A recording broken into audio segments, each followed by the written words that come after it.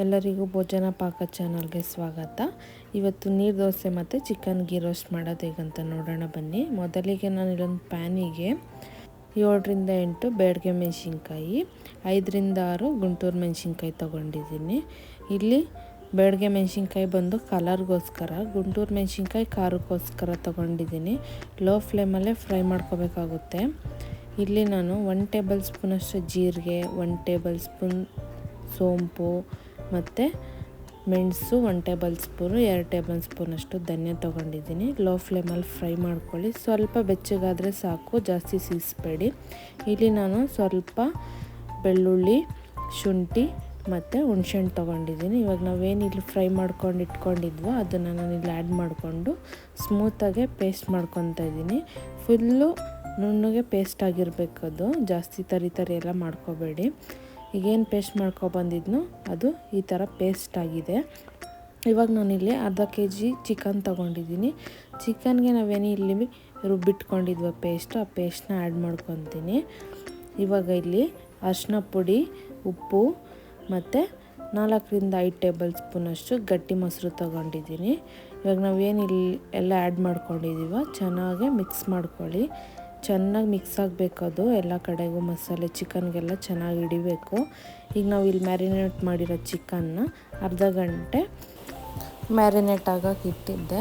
ಇವಾಗ ಅರ್ಧ ಗಂಟೆ ಆಗಿದೆ. ನಾನು ಇಲ್ಲೊಂದು ಬಾಣಲಿಗೆ 2 ಟೇಬಲ್ ಸ್ಪೂನಷ್ಟು ತುಪ್ಪ ಆ್ಯಡ್ ಮಾಡ್ಕೊಂಡಿದ್ದೀನಿ. ಇಲ್ಲಿ ನಾನು ಮೀಡಿಯಮ್ ಸೈಜ್ದು 1 ಈರುಳ್ಳಿನ ಚಿಕ್ಕದಾಗಿ ಕಟ್ ಮಾಡಿ ಆ್ಯಡ್ ಮಾಡ್ಕೊತಾ ಇದ್ದೀನಿ. ಇದು ಸ್ವಲ್ಪ ಗೋಲ್ಡನ್ ಬ್ರೌನ್ ಆಗೋವರೆಗೂ ಫ್ರೈ ಮಾಡ್ಕೊಳ್ಳಿ.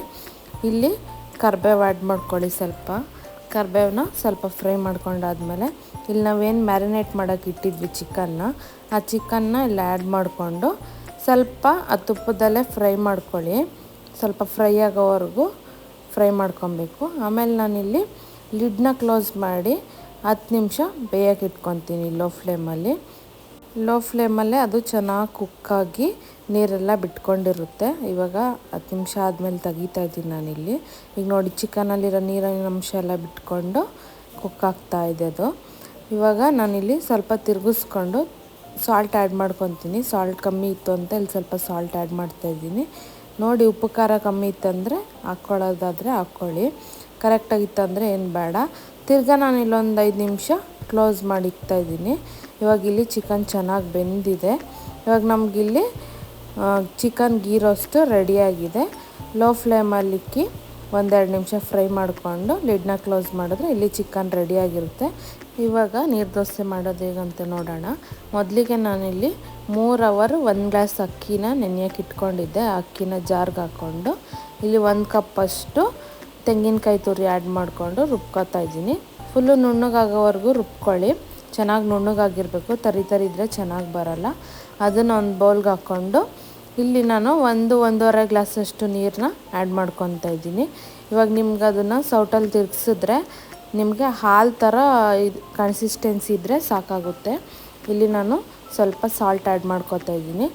ಇವಾಗ ಒಂದು ಪ್ಯಾನ್ ಇಟ್ಕೊಂಡು ಅದಕ್ಕೆ ಸ್ವಲ್ಪ ಆಯಿಲ್ ಹಾಕ್ಕೊಳ್ಳಿ. ಆಯಿಲ್ ಹಾಕ್ಕೊಂಡು ಅದನ್ನು ಗ್ರೀಸ್ ಮಾಡಿಕೊಂಡು ಇವಾಗ ನಾವೇನು ರುಬ್ಬಿಟ್ಕೊಂಡಿದ್ವಿ ನೀರು ದೋಸೆಗೆ ಬ್ಯಾಟರು, ಅದನ್ನು ಇಲ್ಲಿ ನಾನು ಯಾವ ಥರ ಹಾಕ್ತಾಯಿದ್ದೀನಿ ಆ ಥರ ಹಾಕ್ಕೊಂಡು ಲೋ ಫ್ಲೇಮಲ್ಲಿ ಲಿಡ್ನ ಕ್ಲೋಸ್ ಮಾಡಿ 1 ನಿಮಿಷ ಬೇಯಿಸ್ಕೊಳ್ಳಿ ಸಾಕು. ಜಾಸ್ತಿ ಏನು ಬೇಯಷ್ಟಿಲ್ಲ ಇದು.